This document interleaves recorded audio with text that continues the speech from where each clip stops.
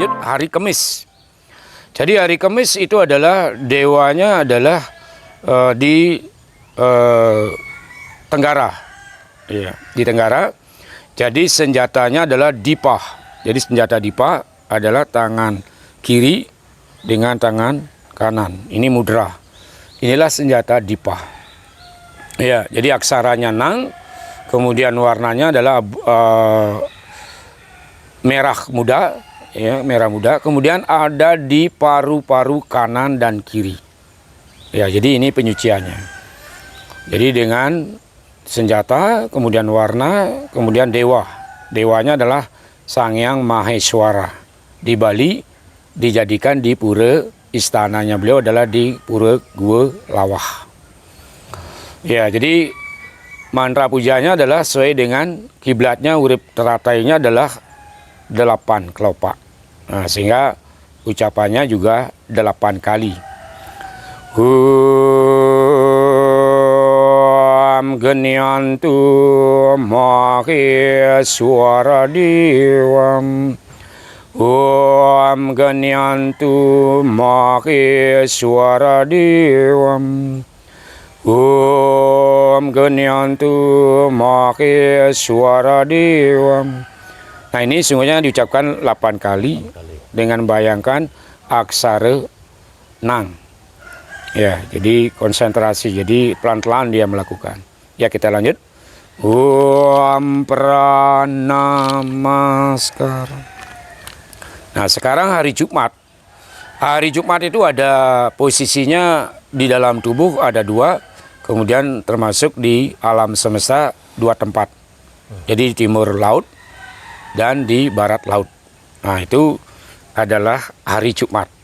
Planetnya jadi sehingga sikap mudra di air sania, siwa sambu, itu adalah posisi tangan, ya. Jadi mudranya berbentuk trisula. Nah, ini senjata trisula. Jadi ada di hulu hati. Ya, jadi lambung. Jadi aksaranya adalah ing, ya. Kemudian cahayanya adalah teratai abu-abu. Jadi kelopak teratainya adalah 6. Ya, jadi ada menyucikan di lambung. Jadi sungguhnya diucapkan 6 kali. Saya dengan uripnya.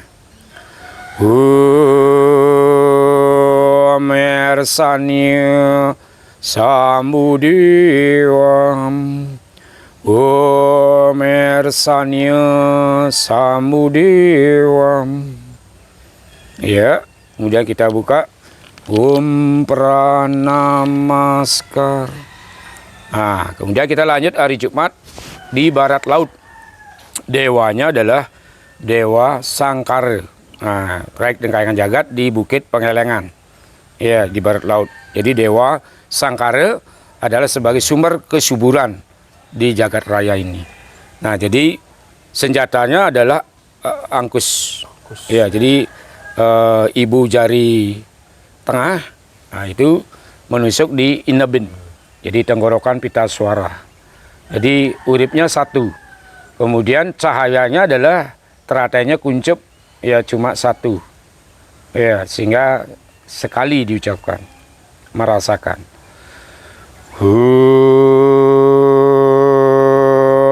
Wahya biantara Sangkara Dewa.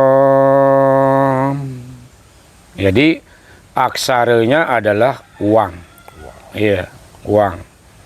Nah, kemudian kita buka Om Pranamaskar. Nah, sekarang hari Sabtu. Jadi hari Sabtu itu ada di belahan bumi adalah selatan. Jadi dewanya adalah Dewa Brahma. Aksaranya bang.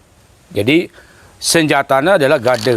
Nah, jadi gada mudra ini ketemu di atas, ya, ubun-ubun. Ya, ini gada. Jadi uripnya adalah 9. Ya, jadi 9, dewanya Dewa Brahma, kemudian puranya adalah pura Andekasa. Nah, jadi sambil kita yoga kita langsung menuju pura Andekasa. Nah, di dalam tubuh bawah adalah kedua hati, kanan dan kiri, ya, penyuciannya. Nah, ini pengobatan juga termasuk di sana. Jadi puja mantranya adalah Om Daksinantu Brakmadewam.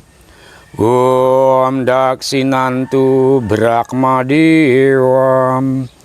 Om Daksinantu Brakmadewam. Nah, itu sungguhnya 9 kali. Ya. Jadi Om Pranamaskar. Nah, kemudian di Madya Mandala. Jadi berbuah-suah. Jadi dewanya adalah Siwa, Sadasiwa, Paramasiwa. Jadi Siwa ada di skala, Sadasiwa ada di niskala dan skala, Paramasiwa ada di niskala. Nah, jadi di dalam tubuh itu ada di inebing hati tempatnya. Jadi warnanya adalah beraneka ragam warna cahaya.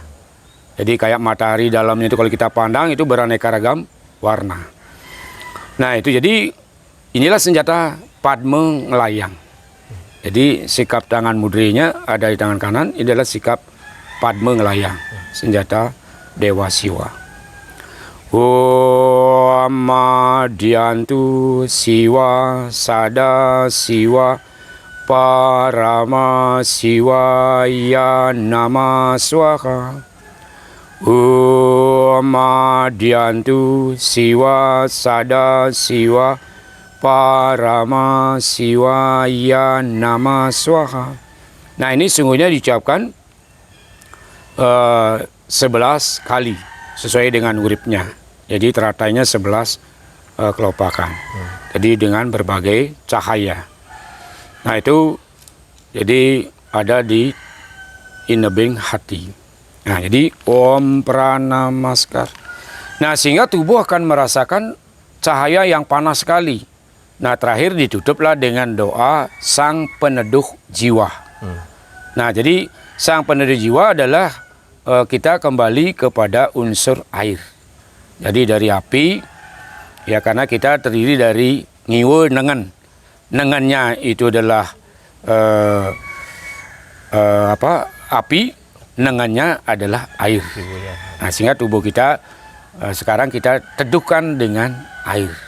Karena tadi menghidupkan api. Om Hara Hari Kresna Yana Dewam. Om Hara Hari Kresna Yana Dewam. Om Hara Hari Kresna Yana Dewam. Ya, itu diucapkan 5 kali. Kemudian semua tubuh diraup, ya, ditentuh dengan kekuatan vibrasi Bapa Kase dan Ibu Pertiwi. Nah, sehingga kita dalam keadaan kondisi selalu merasa fit. Ya, jadi gini rendah. Ketika kita latihan yoga Ekadasa Dewata itu, apakah sesuai dengan harinya? Apakah satu kali duduk itu sekalian kita praktek mudra dan sebagainya? Sebaiknya setiap hari, ya, jadi bukan kita menunggu harinya. Nah, namun kalau ingin menunggu harinya, ya itu yang diucapkan lebih banyak dilakukan. Kalau ingin misalnya hari Minggu, Sang Hyang Iswaranya aja dipakai.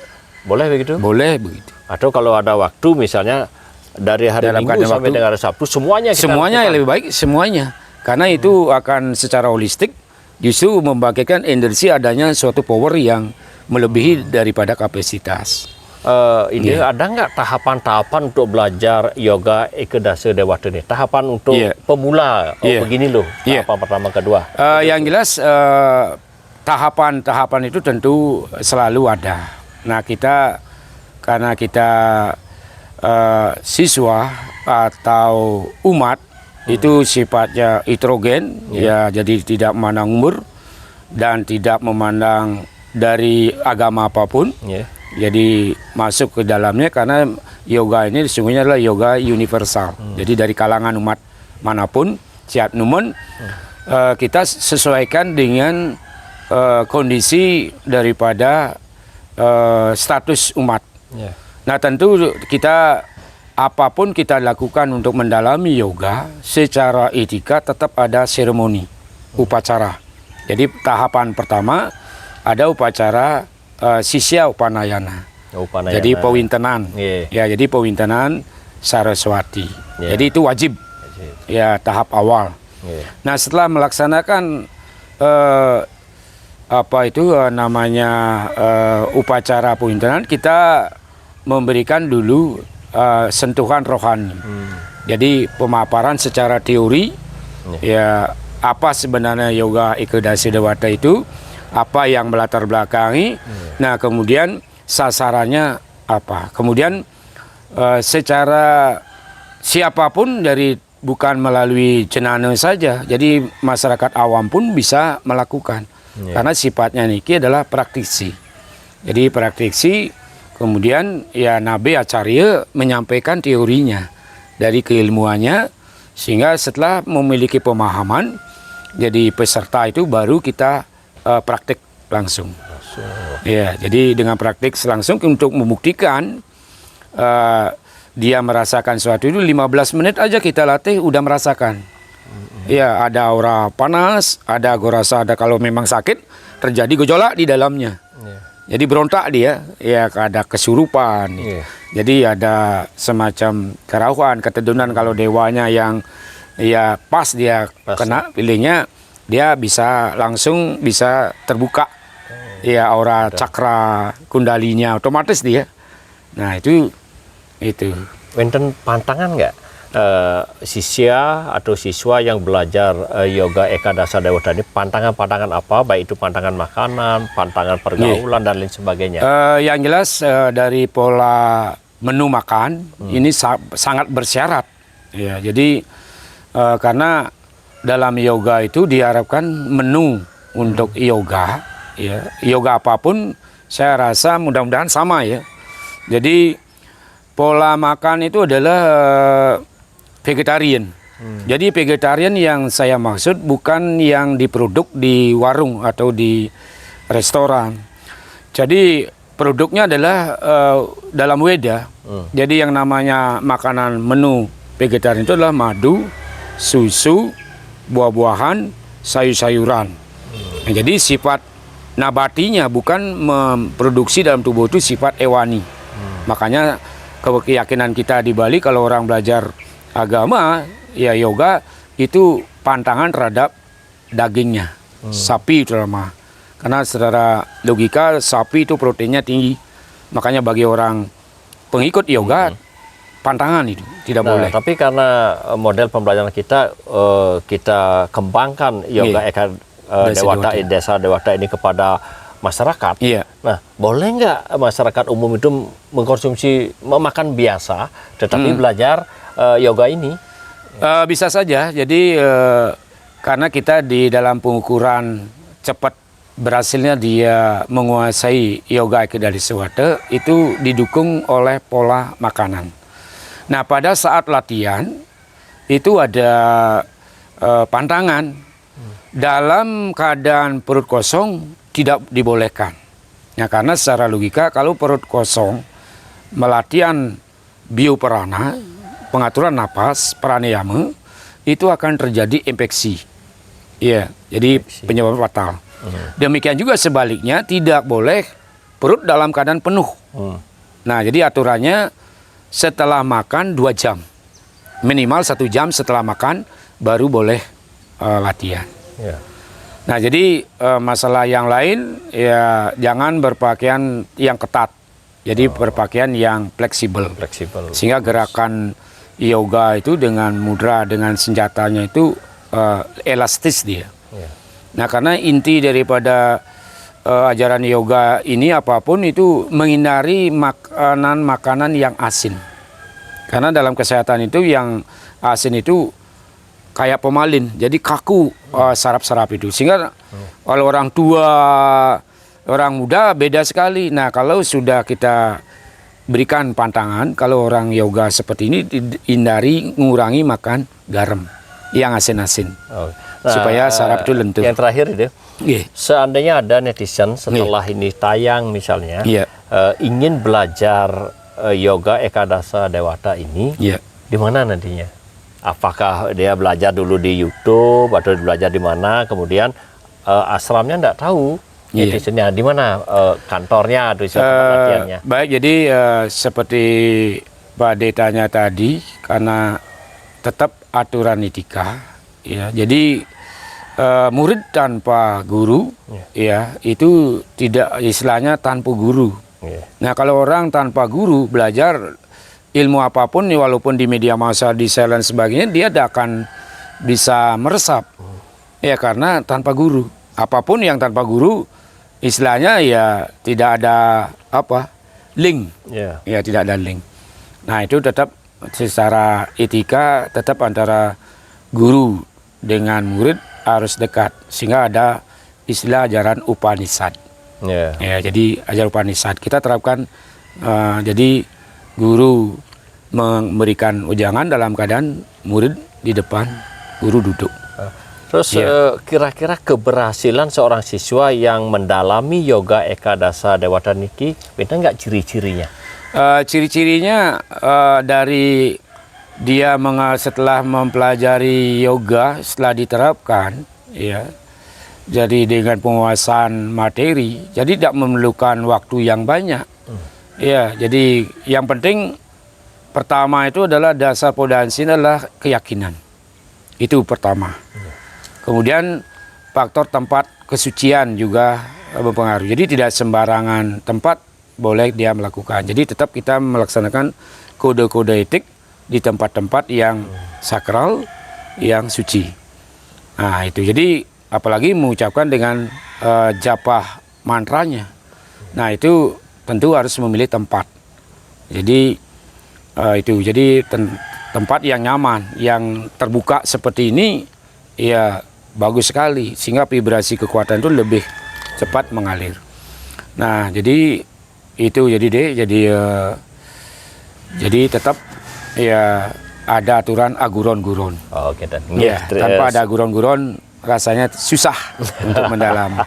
Inggih deh, pemirsa Mardika Channel dimanapun berada, demikian bincang-bincang kami, diskusi kami bersama Ide Resi Sri Bagawan dari Geri Tegal Lalang Bangli, ya, untuk keberlangsungan channel kami dapat nanti setelah menonton, mensubscribe, share, dan like, dan kami akhiri dengan mengaturkan para mesanti. Om Santi, Santi, Santi. Om.